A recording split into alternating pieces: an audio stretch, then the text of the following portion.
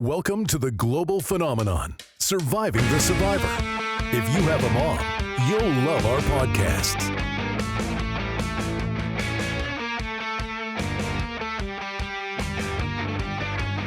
Here are your hosts, former Fox News political correspondent Joel Waldman and his mom, Carmela, a licensed marriage therapist and Holocaust survivor. We had a former NBA All-Star who played for the Seattle Supersonics and many other teams who will be on our for 20 years he played. Last minute, we had a scheduling conflict, and we were on the way over to the studio, and now we had no one. So I had to call in a relief pitcher from the bullpen, my great friend Matt Brode, who stepped up to the plate once he got up and woke up. Well, he worked late. Yeah, he works late. He really is a friend in need, and that's a friend indeed. Remember this. And in the middle of me trying to get a last-second replacement to replace the NBA player, you're asking me if I took care of rent from my tenant. You're asking me if I emailed someone else related to my... I'm sitting right in front of you. You see that I'm not doing it because I'm trying to do this. It's not true. You most stressed out. Today's the most stressful day of my life. Today is the most stressful day of my life. This is not my most stressful day, but I saw you were working on your phone, so I thought you were. Joe Rogan says this thing on every podcast. What? I think he's like got Alzheimer's, What? and he always says the worst thing that's ever happened to you is the worst thing, and what he's trying to say is that it's only relative. He's saying it's relative to you. To you, it was the Holocaust. To me, it was today. To me, it was today. No, it wasn't the Holocaust. Maybe your son not making it? I was too young. Yeah, that could be a bad day when I found out. When you found out? Was that the worst day? Yeah, probably. Well, for me, this was the worst day. I'm sitting here trying to scramble to get a last-second guess. You just can see how blessed you are. If you only felt my heart rate right now, but thankfully... The heart rate is good. You didn't have to run. Thankfully, you increased your heart rate. Thankfully, Matt Brode, who we just spoke to, is about to speak to us. So... You mean in the future? Yeah. Like he wrote you off forever? We'll be right back with Chief Meteorologist Matthew Nelson Brode, who is a scientific expert on climate change. Wait until you hear what he has to say coming up on the main schmooze. We'll be right back.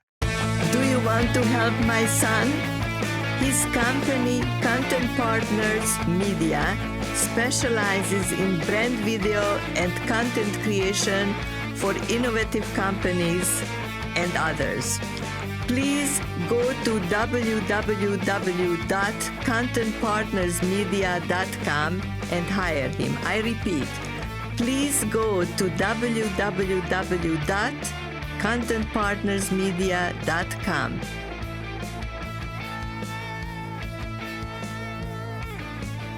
Welcome back to Surviving the Survivor.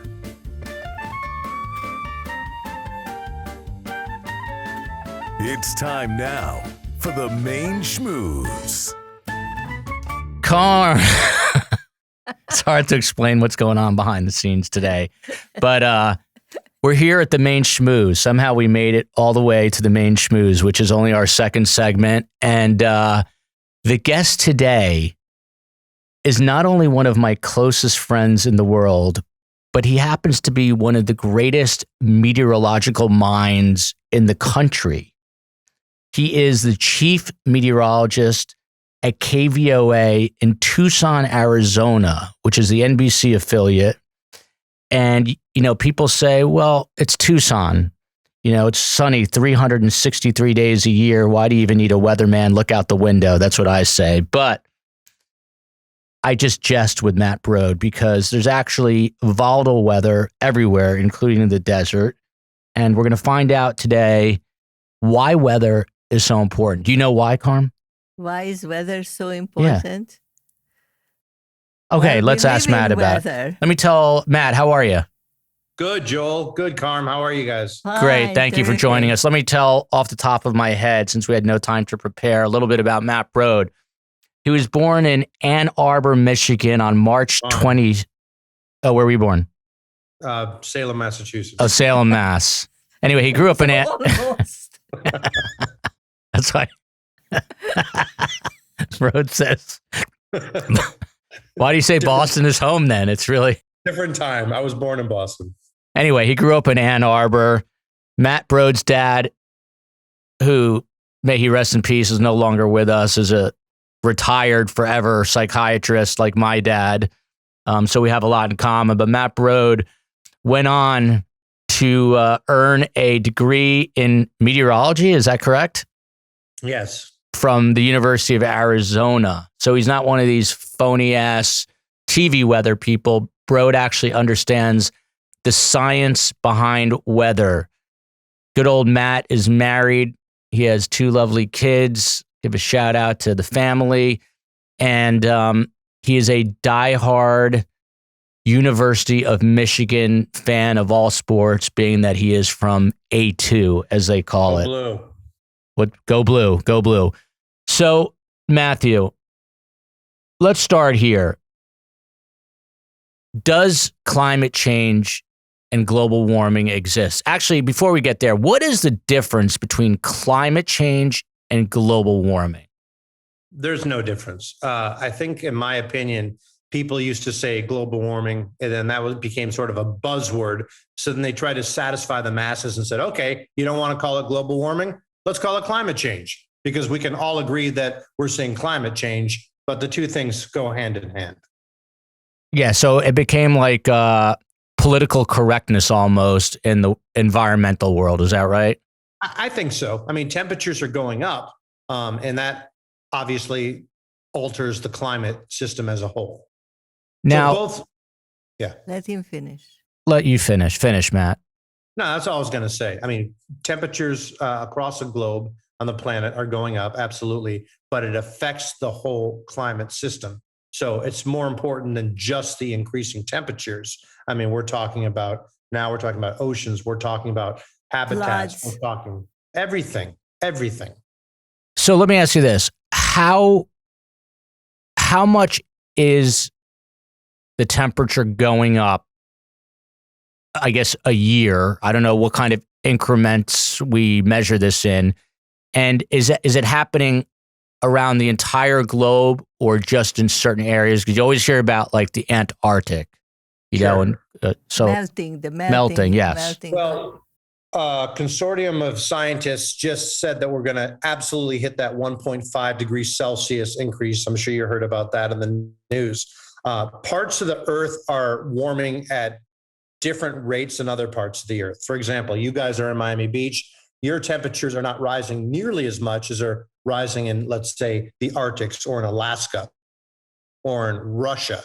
Those are the places that are seeing probably the greatest effects of the global warming. Why? Why is that? So we take that 1.5 as an average. But why? So why is Miami Beach heating up less than Alaska or the Antarctic? Is it the Antarctic or Antarctica? What's the difference between the Antarctic and Antarctica? Antarctica is a continent. What's the Antarctic? A place? Antarctic? Yeah. It's the region, but most people, my wife's home, sorry for the noise. Yeah. Antarctica is a continent. There's an Antarctic Sea. But anyway, let's get back to your point at hand. In Miami, you have this comfortable sort of Gulf Stream water, right? And that really sort of keeps your temperatures pretty much the same all year round. Sure, in the wintertime, you might get a cold front, cool you down to the 60s and the 70s, but you're not exactly exposed to the incredibly different, the extremes that you would see in Alaska. Alaska can be 100 degrees in the summer. That's very rare, 95. You can be negative 70. You just don't have those kind of fluctuations because of your latitude in Miami and because of the ocean. And of course, you're right offshore from the Gulf Stream waters, which is a very thing we should touch on, the Gulf Stream waters, which could put actually Europe into a mini ice age. Carmela has raised her hand. No, Carm? I just heard something that even the Gulf Stream is changing, and that's a danger. Brode, what's going on with the Gulf Stream is what Carmela wanted to ask. This is a huge thing. Okay, so a lot of people have this misnomer that if you take a sailboat from New York City and you just go due east, you're going to wind up in London, right? I mean, it seems logical. Okay. That is not the case. London is at a much, much, much higher latitude, right? So if London were placed in the United States, it wouldn't be in the United States, it'd be in northern Canada. But why is London so warm, right? I mean, London is not nearly as cold as northern Manitoba, is it? Right. No. Right. Why? Because of the Gulf Stream waters. Now, if those Gulf Stream waters, if that stream of warm water is altered or shifted a little bit farther to the west, goodbye tolerable weather in England. You may turn into an ice age. So this is another crucial thing to say. And that's what my thesis was. Not every place is going to see the same incremental warming, and some places might see global cooling. So much of Western Europe could ostensibly go into a mini ice age during this, global warming pandemic. How cold and how soon could a place like London become? I mean, I don't know. There's so many different computer models that run these different hypotheses out many years, but do any people actually work on this or just computer modeling? Well, how do you think computer models are created? I mean, they're all created by human beings that program it, and they put in situations. They put in best case, worst case situations, and they go out with time. And like any computer model, it's not as reliable as you go out farther in time. But all computer models do indicate the same consensus that we are seeing a global warming Earth, across the entire Earth. The question is, some places might get cooler, some places might get drier, some places might get wetter, but overall, the entire average temperature of the Earth has been going up for the last century and will continue to go up, frankly, unless we can curtail some of these emissions that really are human caused. Last century, is this from the Industrial Revolution, or is this from the usage of cars, or the growth of the population, or the growth of cattle All the stocks? above. All the above.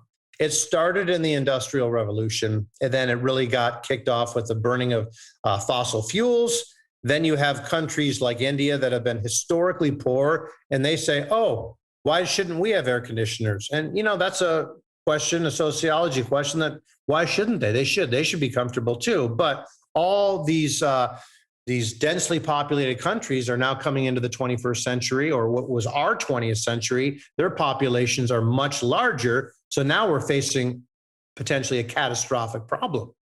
And by the way, just as a parenthesis, last year, where I, for example, for an entire year did not use my car. It sounds weird, but it's virtually 100% true. You're single-handedly changing climate change. But was there any noticeable difference on the weather in that, or the 1 year is not? Every year, I mean, the 10 hottest years have been like in the last 13 years. Maybe last year wasn't as hot as the year before. I don't have all the numbers in front of me, but the top 10 hottest years have all been in the last 15. As a meteorologist, not as a neurotic Jew, what is your singular biggest concern? That we're going to face an Earth that we just don't recognize. There's so much deforestation going on in the rainforests, for example. And when you get rid of trees, that they can absorb all that carbon, right? And when you don't have trees to absorb the carbon and the carbon dioxide, that's all going to go back into the atmosphere. So it's just, it's what we call sort of a runaway effect. And we talked about this in college. It was a runaway greenhouse effect. And everything is interconnected. It's a system. It's a very delicate balance. So it's going to affect wildlife. It's going to affect oceans. It's going to affect weather. We're going to see more droughts. We're going to see more hurricanes. We're going to see deadlier hurricanes. We're going to see floods. Of course, sure. Look at Houston. Look at the last two hurricanes in Houston. Tucson was just in the news yesterday. I mean, I was up all night looking at the rain. We had our wettest July. We had our wettest month in history, and our records go back to 1894. So, this is something that we have a longitudinal, basis to claim to. Brode, maybe I'm simple-minded, but I generally just look out the window and I'm like, it looks okay. I'll wear a short-sleeve shirt today. But what got you so interested in weather to begin with? I mean, this was a passion as a child. Is this right? Yeah, well, this is a neurotic Jew moment, so I don't know if you want me to go here. Yeah, I do. Let me hear this. So I don't know if you've heard the word derecho. That became sort of a household word a couple of years ago through like St. Louis and Iowa, where that massive. Do you know what a derecho is? Sort of. No, I You don't. remember? I've heard it. Is that I- is it correlated Let's with El Ninos at all, or El Nino, No, whatever? a derecho is just an extremely explosive line of severe thunderstorms that have winds as strong sometimes as tornadoes, and it can affect multiple states. Okay. So it was my sister's, I think, 12th birthday, and there's a big amusement park near Ann Arbor called Cedar Point. It's in Sandusky, Ohio, and we were supposed to go down there for her birthday. And all of a sudden, if you talk to anyone in southern Michigan, Metro Detroit from, I think it was 1980, everything just turned green and everything just became still. And then all of a sudden, the winds just started blowing. And my father said, everyone get to the basement now. So we all just scurried as quickly as we could down to the basement. And we kind of hunkered down in this little room that we had, away from any window. And then I kind of peeked around the corner and I saw this huge maple tree, and I saw the maple tree just almost bend to a 60-degree angle. And I got so panicked, I just up and kicked my dad right in the leg because I had a panic attack. And I just couldn't believe that such a force could just mangle a tree like that. This is in Sandusky, Ohio. No, we were supposed to go to Michigan. Are you Are you in the basement of your house? Yes. We're in Arizona. We don't have basements here. Oh, you mean back then? Yeah. It was. We were supposed to go to Sandusky to Cedar Point for my sister's birthday, but because this derecho. When Marvin yelled to go in the basement, where were you at that point? I don't know, probably upstairs. No, but you're in your house in Ann Arbor, I'm saying? Yes. Yes. Oh. How come I understood Did you this? successfally kick him in the shin? Yeah. I Okay, apologize. just It skip felt this horrible. part. This is Okay. not the main. So that was that So one. then, and then But hold on. So it was that one event that turned you on to weather? Well, it was that event, and I've always been a big lover of winter. So when we moved, we experienced a great blizzard of 78. And when we moved from Massachusetts to Michigan when I was about 5, I just remember, and of course, everyone says, oh, I walked through 6 feet of snow to get to school. But, we did have historically, this 1970s were a cold decade. And I remember just seeing the mounds of snow, and I just loved it. I was enamored by it. So I had a sort of proclivity to weather always from the time I was very young. My mom says she used to take me to the beaches of Eastern Massachusetts when I was 3. We'd watch the nor'easters. I was enthralled by waves. But it was a singular event, that derecho where I kicked my father, that really that was the put me on my course. pivotal moment. But Yeah. What do you think about the fact that Brode, the irony is that he does weather in Tucson, but he no, yearns but he for a loves cold. snow. What do you think? Well, what do you think of that? I mean, I think that is a paradox. Who craves cold, horrible weather? Well, Brode. Yeah, Brode was a. It drives my wife crazy because we usually take a vacation, sometime in the winter. I noticed that. Because I sometimes I see you on Facebook and you are in these places, and I said, why are they punishing themselves? I never thought it was a reward for you to go somewhere where Brode it's goes on really vacation cold. and sends me pictures of lighthouses in Maine, and I literally think of ways to commit suicide. Yeah, I at least this is one thing we are sort of on the same wavelength. in Arizona, he goes I to hate Flagstaff. mountains. I love coldest place. deserts. So You like and deserts? I love deserts. Brode, what was the average temperature? He was the meteorologist in Duluth. What was the average temperature in Duluth in February? Let's say February 17th. I mean, I don't remember the exact day, but I do remember doing a live shot in Superior, Wisconsin, which is a sister city of Duluth, when the high temperature that day, I think, was 14 degrees below zero. What's that feel like? I don't know. You put a jacket on, you put a hat on, you put gloves on, you do your thing. It just feels like it's a little bit cold outside. How does your car start? Sometimes it doesn't. And a lot of people in Duluth, they have little mechanisms, little heaters that they plug into their garage and they put it by the engine so it doesn't freeze. Bob Dylan is from Duluth, and you're a giant Bob Dylan fan. Why are you such a big Bob Dylan fan? The poet. Best poet of our generation. He's a Shakespeare of our generation. You think he's better as than? the Nobel laureate. people recognized him as you they think gave him the Nobel Prize. But anyway, Do you think back he's to- better than Eminem when it comes to lyrics? That's comparing. No, You I'm know not gonna- what, I'm Joel? not That's gonna answer that comparing question. a schmuck with somebody good. Eminem is a lyrical genius. Although I did hear Joe Rogan, I've been listening to his podcast since we're looking to take over his numbers. And he claims that Nas, who I've never listened to, is the greatest lyricist of the generation. Well, maybe of this generation. Do you ever listen to Nas? Do you know Nas? But that's not, there are people who are the best of this generation, and then they are best for periods. I'll have to ask Dougie Rillum about but Dylan sticks out with Chaucer, with Shakespeare. So he grew up in Duluth. He couldn't wait to get away. You probably are yearning to go back.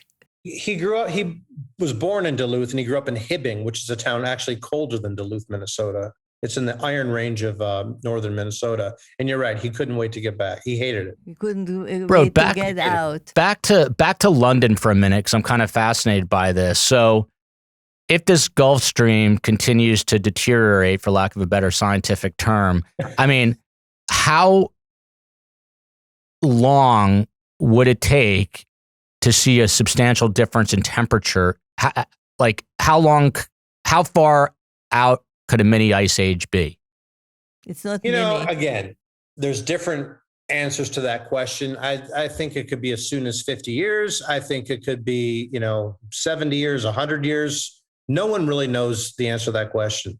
And I know meteorologists get a lot of flack because what time is it going to rain? Well, maybe 3 o'clock and it doesn't rain. All we can do is look at the data. All we can do is look at the science.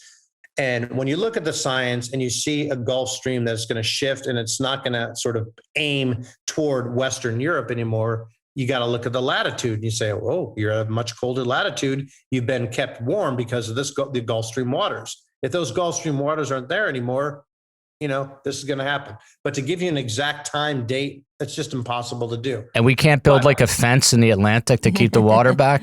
No, but can I just ask you a question?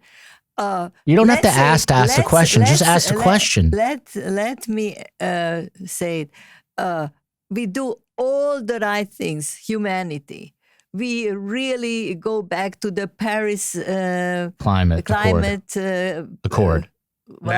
Paris Climate Accord. We do everything right. We even kill the cows. We do everything right. Everything. Okay. Do you think this is reversible? You're saying if we do everything right. Yes.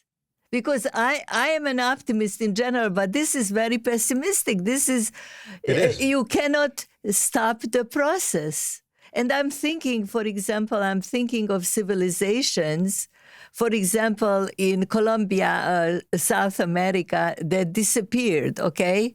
They might have not been because of weather, but they disappeared. They were there for 1,000 years, they flourished, and they disappeared. I see it as a very... You sound like Anderson Cooper now. You're taking 3 weeks. You're taking an entire climate change cycle to get a question out. All right, but your point is, if we do everything correctly, can this be reversed? No. I think that it cannot be reversed. Matt, can it be reversed? Sure, it can be reversed. The problem, what I think your mom, Carmel, is getting to is the fact that even if we curtailed 100% of our emissions in the next hour, all of these greenhouse gases, these chlorofluorocarbons, have what's called a residence time in the upper levels of the atmosphere. And certain compounds have longer residence times. Carbon dioxide is still going to stay in there for maybe 20 to 30 years. Methane, probably the worst offender, could stay in there much longer. So even if we stopped everything in the next hour, if every nation has said, basta, we're done, enough, it would still take many years to, overcome this. So that said, it is a pessimistic view of things. What we have to do is learn to live in maybe a new reality in a new world. Farms aren't going to be in Iowa anymore. They're going to be a little bit farther to the north where it's warmer in Canada. And let's face it, not all the ramifications of climate change are necessarily intrinsically negative. There could be some positive. The growing season is going to be longer now in Iowa and Minnesota, for example. But if you look at the whole, it is a pretty pessimistic outlook. I'm just trying to look at some of the positive things of it. What do you feel inside when you hear guys like Trump, who knows nothing about anything, saying that climate change is not real, or these other politicians who say it's nothing to worry about? Well, it's funny. It's what you were about to say. People get confused between weather and climate. And I remember a couple of cold days when that polar vortex came down a few years ago. Our president, who will not be named, said, where's climate change? Well, climate is based on a set of averages over a certain many years span. You can't say one day or one event and blame that on climate. That is weather. There's a difference between weather and there's a difference between climate. So when morons like Trump say it's not a big deal, he thinks in his mind that weather is climate, but climate is not weather. Right. But he knows it's a big deal. You and I have a little story, Joel, and I don't want to name names, but when he was in California discussing the wildfires, he put up a good face to his supporters. And I have a close friend that sort of questioned him on this. Mm-hmm. And when the mics were off, he said, yeah, this is a big deal. So I think a lot of these politicians do know it's a big deal, but they don't want to lose their support in their base. I mean, it's the same thing that's going on right now with vaccines and masks. Exactly. They're going to lie. They're all vaccinated, and they're telling their people that it's not a big deal. Every single one of them. One of the problems with climate is also money. Money is the problem of that. That's the root of it all, right? Because we all want nicer cars. We all want, to fly in airplanes. Bigger boats. I mean, exactly. Of course. We all want to be nice and warm in the winter. We want to be nice and cool in the summer. We want our houses to be at a certain temperature. Brode, so, yeah. I always say to you, hashtag social media kills. I think it's really destroying the world for a number of reasons I'm not going to get into the details about, but is technology in general destroying the planet? Be more specific when you say technology. Well, it's like what you just said. Like, I mean, cars are getting more extravagant. Boats are getting bigger and larger and faster, and are all these things contributing to the decline of? But I think it's what your mom said. I think it's more money. People are deforesting the Amazon. People want better cuts of meat. The agriculture industry. I mean, it's all coming down to who's making a buck, and a lot of that does fall into the technology sector. Yes. What is going on in the Amazon? That's something I know absolutely nothing about. Wasn't Amazon kind of the savior until now? Yeah, because it's the largest rainforest that we have. And again, when you emit these greenhouse gases, most notably carbon dioxide, trees are able to reabsorb that, right? So it doesn't just run away up into the upper levels of the atmosphere. Fewer trees mean less of an opportunity to take some of that carbon dioxide. The greenhouse gases can go into the atmosphere. And, if the trees can grab it, that's great. But if there's no trees to grab it, guess what? There's more carbon dioxide out there. I will conclude. Let me say, when I was in college, many years ago, the parts per million of carbon dioxide in the atmosphere was 335 parts per million. I think now it's, 500, maybe 550 parts per million. It's exponential. So it's not the fact, and a lot of people will listen to this and be like, oh, Brode doesn't know what he's talking about. You know what? The problem is not that the Earth does go through natural fluctuations. We've had many ice ages before. We're actually still in a relatively colder period of the Earth's history. The problem is the rate of change of which we are raising the temperatures, right? We've now risen the temperatures so much in the last 100 years. That amount used to take maybe 500,000 years. We're doing that now in 100 years. Wow. It's funny. Carmen and I were arguing in the car on the way over here, and she was like, Brode's very intelligent. I'm like, he's moderately intelligent, if intelligent at all. And now I'm starting to change my tune, Brode. I think he actually might be sort of smart. But you know what is also very interesting? There are some people who really don't know what to do with their lives. And then as they are growing up, what to do. Yeah, I was one of them. And there are people who at the age of 8, they already know what interests them and what they are passionate about.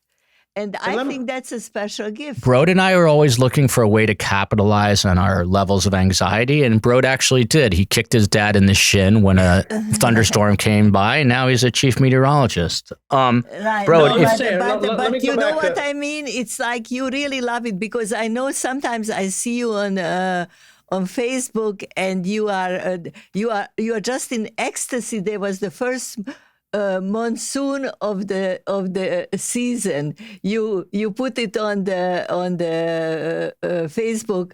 The monsoon, you have to explain. It's not the same monsoon as Brode, for once and for all, by the way, can you explain what the icebreaker is in Tucson, Arizona? Can I circle back to one thing? Yeah, circle back, and then tell me about the icebreaker. Carmela said something, and I don't want to leave you with a totally pessimistic view. She was talking about these 8-year-olds, and we have this people like Greta Thunberg, right, who retweeted me. She just retweeted Brode. How many followers does she have?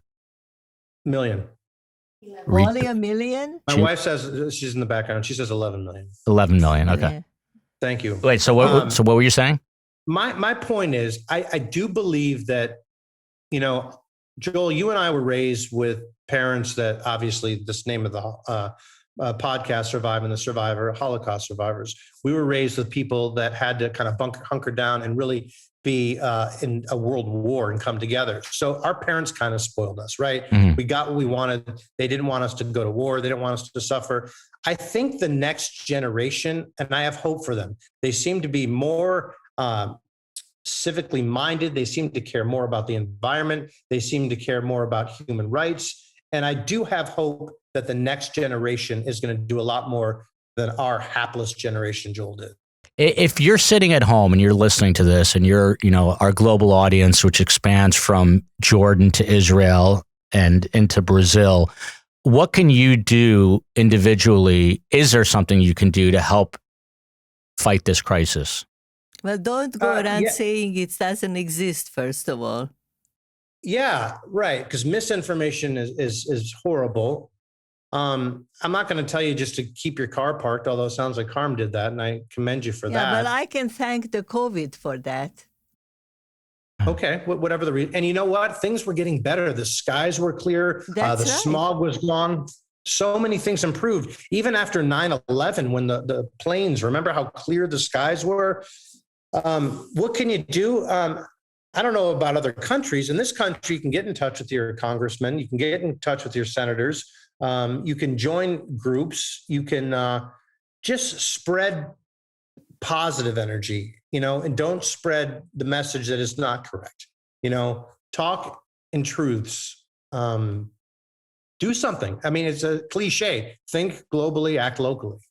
Brode has to get going in a couple of minutes, but before, there's a couple interesting Brode factoids. Brode, what is the major highway that runs through Lincoln, Nebraska? That would be I-80. I got to confirm that, but I'm pretty sure it's I-80 in Lincoln, yeah. Tallahassee, Florida. What's the nearest major? I-10? Yeah. Why are you laughing? Just because Bro he just knows major arteries. Let me give him another one. How do they help you with weather? Or they don't. Yeah, what? I'm just kind of a nerd. Bro, what do you do every time you fly? You check the what? PIREPS. And what do PIREPS tell you? Well, what do you think? PIREPS is pilot reports. Oh, so you check. How do you check that? I thought only pilots can check that. No, you go to the aviation, National Weather Service has a division of aviation and weather. Here's another thing. You mean you want to make sure there will not be a major a storm in the middle or stuff like that? Or why are you checking it? Yeah, he wants to make sure that he's like you, Carm. He's a control freak. What? I feel like I can control it if I check it. Could a derecho mess with an airplane at 30,000 feet? Like, what goes on in Asia when these planes get picked out of the sky? Apparently, like, the weather is much worse, much higher in Asia, right? Yeah, it can be. And remember the plane crash Air France off Brazil, I don't know how many years ago, they ran into that turbulence up at 50,000. Do you know what I'm talking about? Yeah, when they fell upside down into the Atlantic? Yes, that's it. Would you have been scared? No, not at all. I would have. Yeah. Bro, here's another interesting Brode thing. What is the depth of Lake Michigan? 922 feet. What about Lake Ontario? 800 and something. 819. Can you name the 5 Lake Great Erie, Lakes, Tucson. Carm? Hold on, Carm. Can you name the 5 Great Lakes? One is Michigan, one is Ontario. What is the one near in Chicago? That's Michigan. And so I You don't- said 2. Wait a second. Michigan, If I would Ontario, let's Superior. explain to our world audience.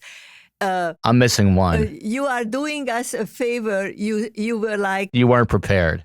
and I did not prepare on the Great Lakes. This is why Carmela's a bullshit artist. She wouldn't have known I this am a any. bullshit artist, Hold but I on. would have- Michigan, Ontario, Superior, Erie. What the? But you know what I know? What's the Want me to fifth? give you a hint? Yeah. Remember the word homes. That's what we were taught in public school in Michigan. Homes. Holmes? Yeah. What does Holmes mean? Well, use the first letter of that word. H for the other lake? Do you know? Huron? Huron. Yes, Huron. I didn't Ontario. know. Oh, Lake Huron. Yeah. What's the Yeah. depth of Lake? How do you say that? Huron? Huron. Huron. But you're missing Sandusky, Ohio, by the way, is on Lake Erie, where we went to Cedar Point. By the way, we were able to get to Cedar Point after that derecho passed. Brode, is there one Was piece? there like a lot of broken trees and disaster on the Oh, way? yeah. You know how you Absolutely. know that weather is important? I've worked in news for 25 years. I don't think I've ever gotten a single viewer email, not one. Brode gets like 40 emails a day, like hate emails. Is there one that stands out, Matt? Actually, Joel, I send you the hate emails. And those, you've seen all the hate mails I've ever received. I'm actually pretty fortunate that most of my viewers are pretty good to me. Is there one that stands out in terms of a piece of hate email? You know, Joel, you usually remember those things better than I do. Yeah, Yeah, so I know. you take a rabbit So you in. tell I me. don't know why are you friends with him. Brode, what is your current You don't need enemies then. Brode, what's your current biggest worry in life? Weather-wise? Yeah. I can't say because I'm superstitious about something. No, say it. Say No, it. I'm not going to say it. Just because say it. Also, here's another thing. If you say the word makeshift, Brode has to slap himself. He just said, Ah, Listen, you know what? You want to know something? I think that the weather is Bro, what so is your biggest important. worry? Like Joel said, that's what drives a local TV station. weather is. It Weather does. is. weather But you wins. know what bothers me in Miami? Let me give you my grievance as a weatherman. If you were at one time you were in this area, you were working here, and you know that if a hurricane, just a little cloud god of Africa, every yeah. single night they are reporting on it for 2 weeks, and they are making you as anxious as they humanly can. Yeah. And then in the end, many times they say, "Oops, Brode, if you it could didn't come this way." if you could know, be like Glenn? Geraldo and get into a Hurricane Hunter plane, would you do it? No, because my boss's father is a retired general, and he constantly wants me to go up in the reconnaissance flights, and I won't do it. So we're going to send our weekend meteorologist to No, do no, that. Do you even have to look at PIREPs for that, or you just know it's going to be all? You I mean, know how do you what? go into? No, How do it's you gonna be a bumpy how do you ride. fly into a hurricane? I don't understand that. How You does a know plane what? not? Hold You- on, Carm. How do you fly into a hurricane?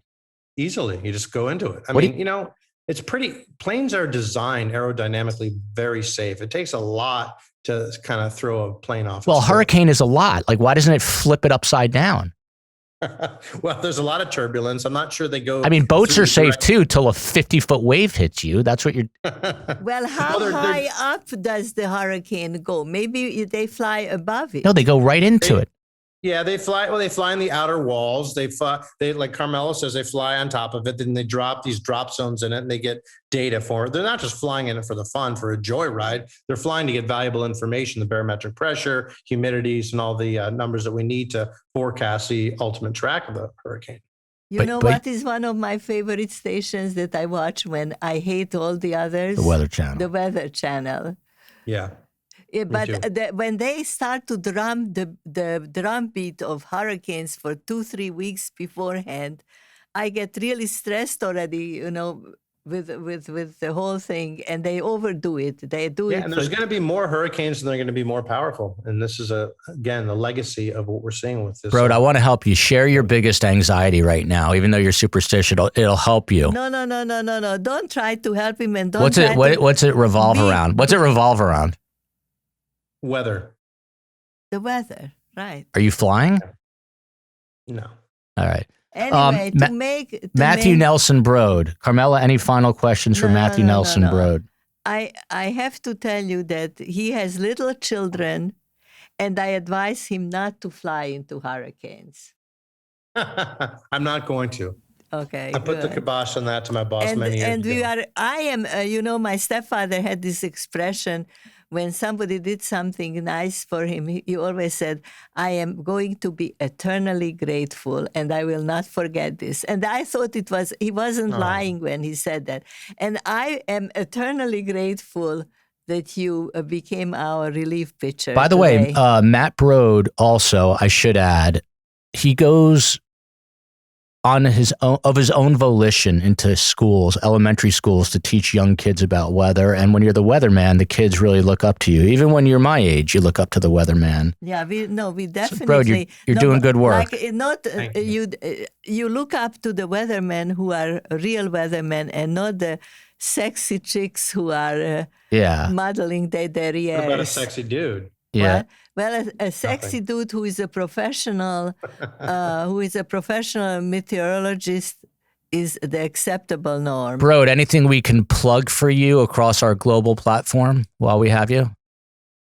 I don't think so. I think I'm holding my own, doing okay. Will you tweet this out to your many followers once it's up? Of course. Okay, beautiful.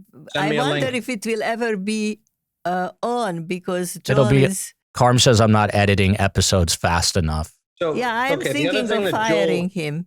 Joel failed to mention, we have a lot of things in common. He talked about the psychiatry, talked about the Judaic aspect, but really we grew up going down to Miami Beach every winter and every spring. And my grandparents, Carmela, lived on 6039 Collins Avenue. So what you can do for me is, my wife and my kids have never been to South Florida. They've always wanted to go. So we can all get together and have a little, maybe. I think dinner. You should bring them. Carm will pay for it. Because regardless of anything else, it happens to be a very beautiful area. Oh, it's the best. Yeah, it's a beautiful area. Brode spends a lot of time at various pharmacies. I won't say why, but he has fond memories of the Art Deco Walgreens on, like 69th and Collins, roughly? Well, his grandparents were. It's in the 80s? His grandparents were not 63. Feeling well.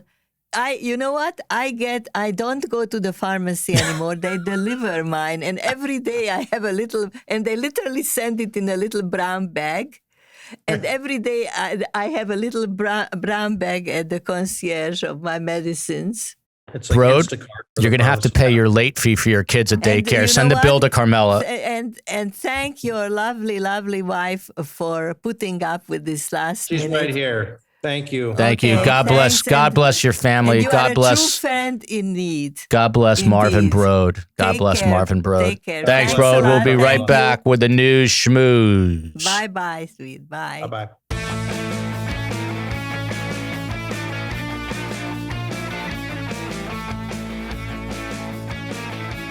Welcome back. It's time for the news schmooze. And we are back. And during the commercial break, something is not right there. We should be during the commercial. Ourselves. We're not on Zoom anymore. We're talking amongst ourselves, Carmela. Oh, excuse me. That's why you're not seeing anything. Okay, excuse me. Stay away from the technical aspect of the show if you don't mind. The great Matthew Brode texted me during our commercial break to let me know that his biggest worry of the day is his colonoscopy, which is coming up next week. Why did you do Tell me I can share it. He's got a colonoscopy. Why did you do that? That's such a private thing. He's afraid. Everyone gets a colonoscopy. I've had 2 already, and I'm 52. Brode says it's overkill. Because you were with Katie Couric. Brode claims or thinks he's got stage 4 already, and he's already writing it all off, and he's terrified. Any consolation, words of consoling for Matt Brode? I will write a book. The title of the book will be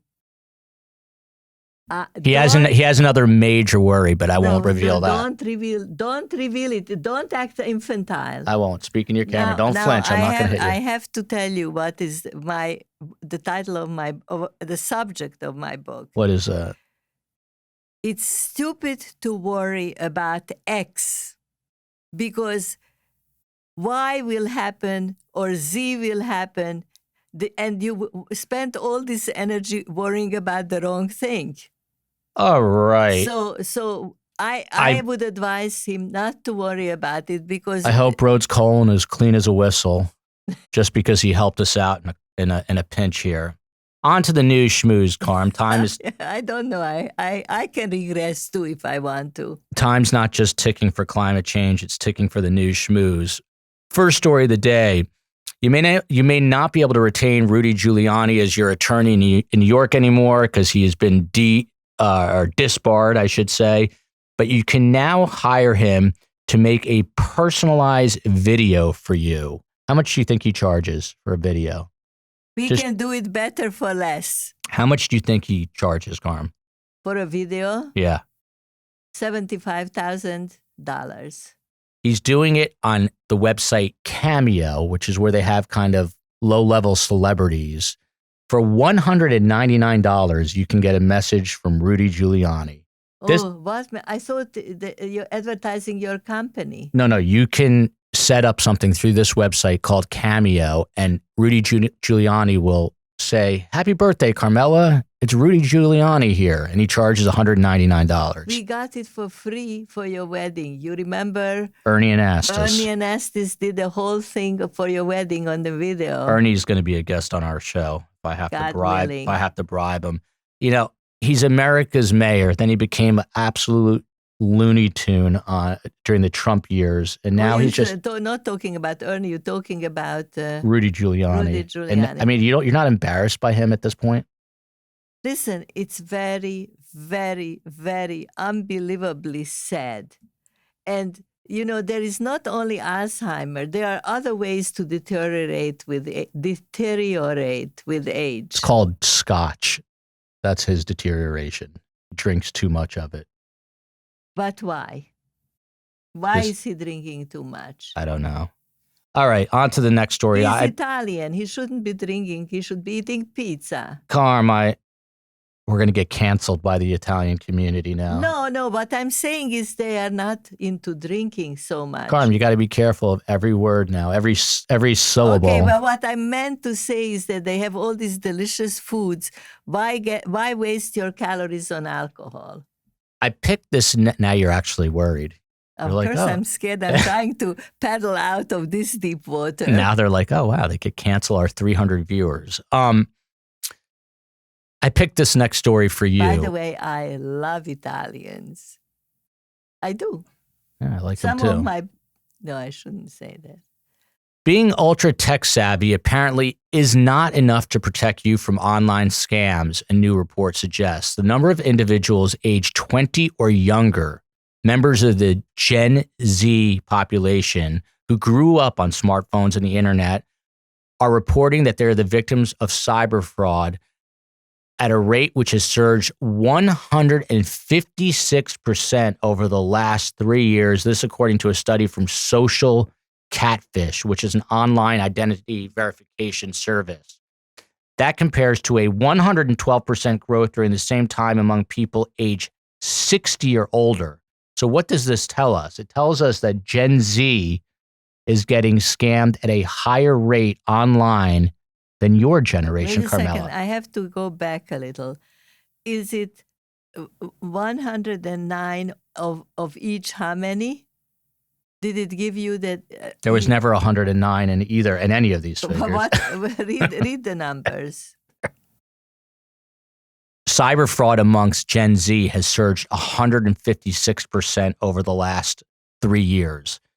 You compare it with people 60 and older, it's surged only 112%.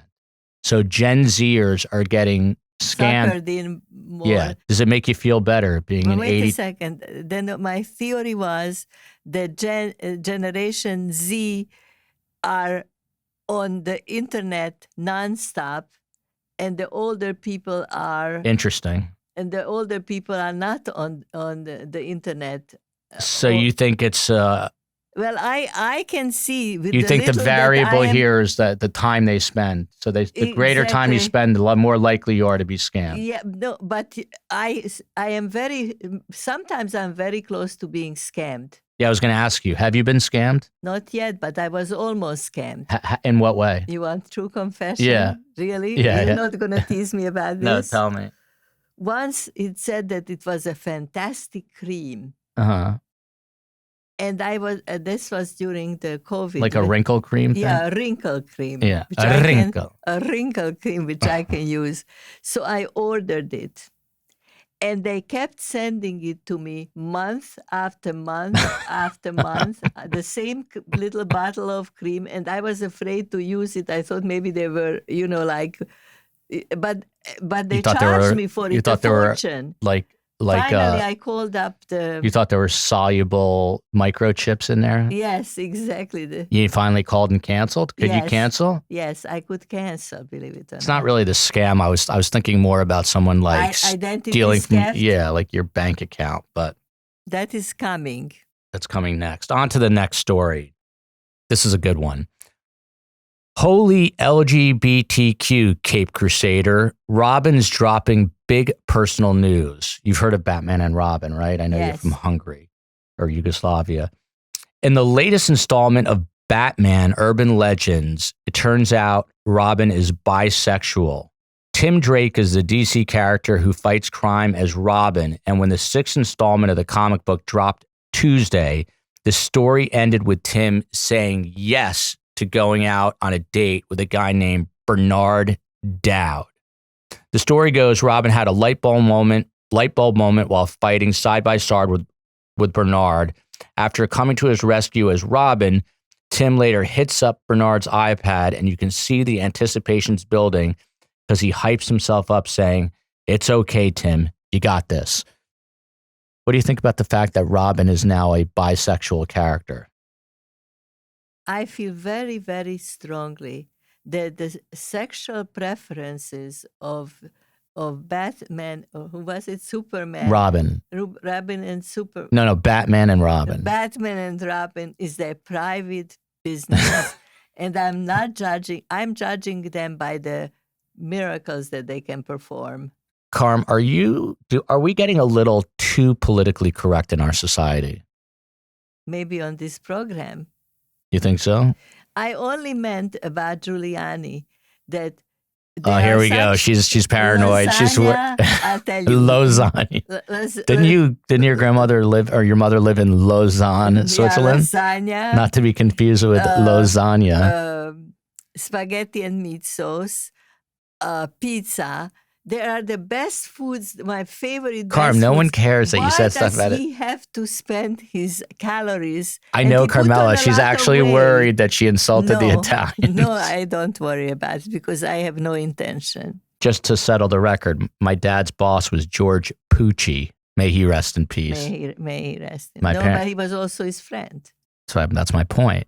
My Okay. parents cannot be racist against Italians. They had an Italian friend named George So Pucci. at least we are not racist, at least against Italians. You know that you and Dad were out of the country when Harry Murphy, who was another one of Dad's Now, colleagues, Harry Murphy was Irish. he was Irish. He died, and you made me go to his wake because you guys were out of the country, and I had to go look at a dead person. And as a Jew, I wasn't used to it. It was scary. Because he was, what is it called? The viewing. The viewing. Yeah. The viewing. Yeah. What I was is- so happy I was out of the country. There's another name. What is the name? It's not the viewing. It's the wake. The wake. The wake. All right, Carm, we've got one segment left. We'll be right back with 3 questions for Grandma.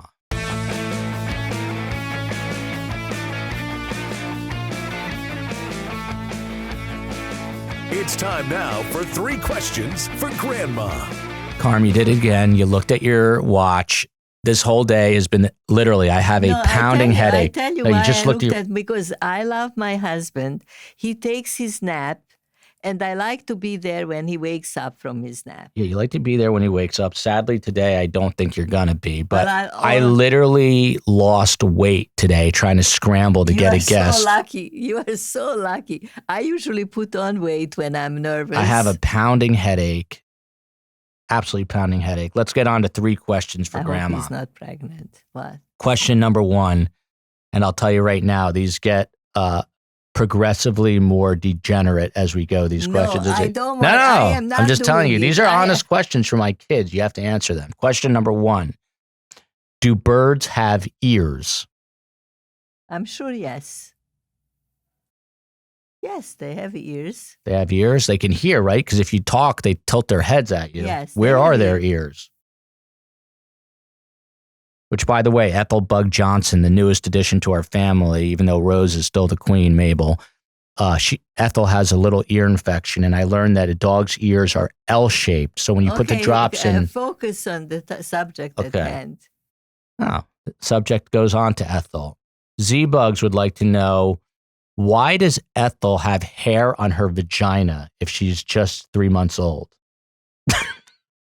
Well, I just saw something very interesting on and the second part of her question is, on my phone, I saw something very... The second part of her question is, can we trim the hair? Do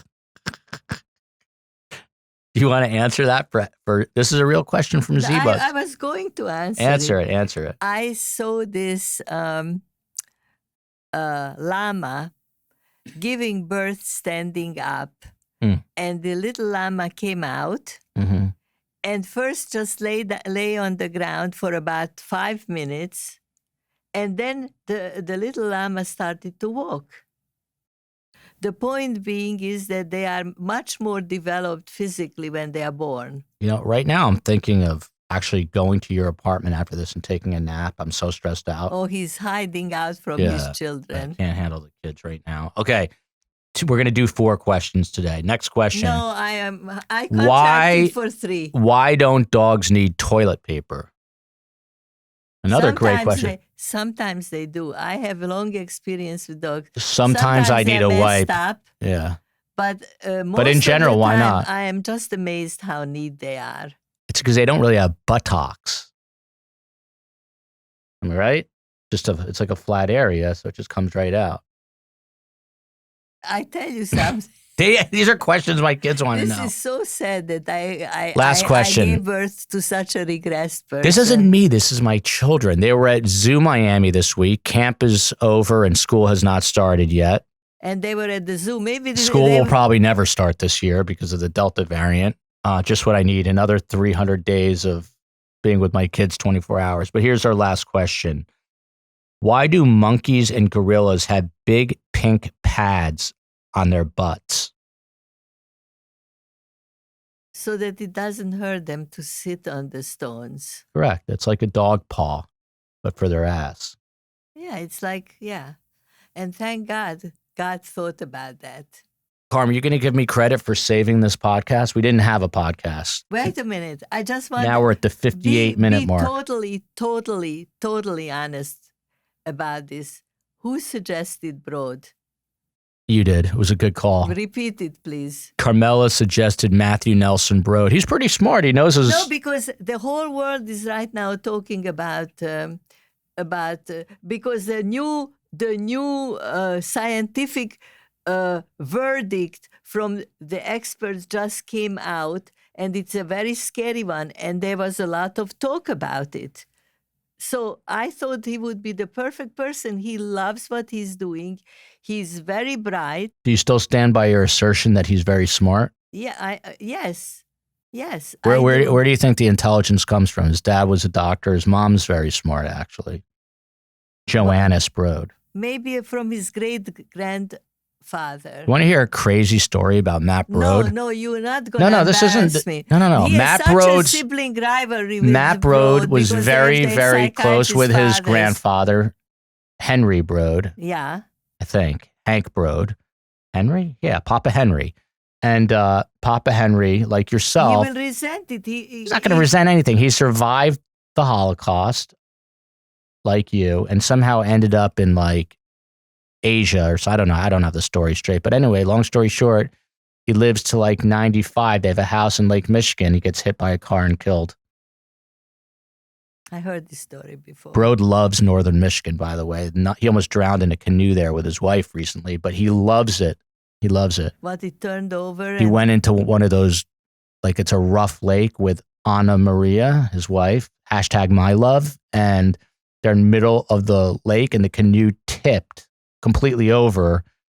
And it's like a lake in Michigan. It ain't like a stream in Miami that's like calm. He has been your good friend for how many, 20 years? They had to swim back to shore. How many years has he been your very good friend? I worked with Matt Brode when we used to be terrified of frogs entering his condo in West Palm Beach, and we've been friends for 16 years, I think. More, even longer. He's been friends with Doug Miller longer.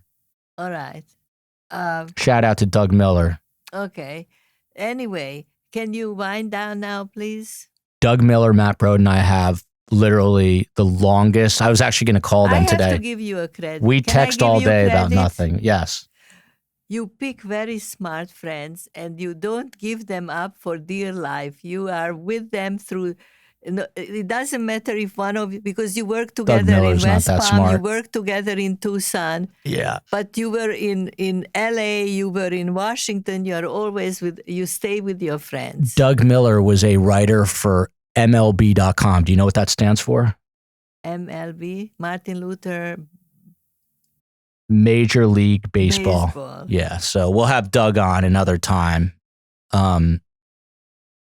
Anyway, that's it. Any final words, Carm? Again, I really think, I wonder if you would do the same. You would do the same for him, right? Probably not, to be honest. I need my sleep. I've got 3 kids. He only has 2. Yeah. A boy and a girl. Yeah. All right. Anyway. Love you, America. The Geraldo we kiss. survived this round yes. also. Bye.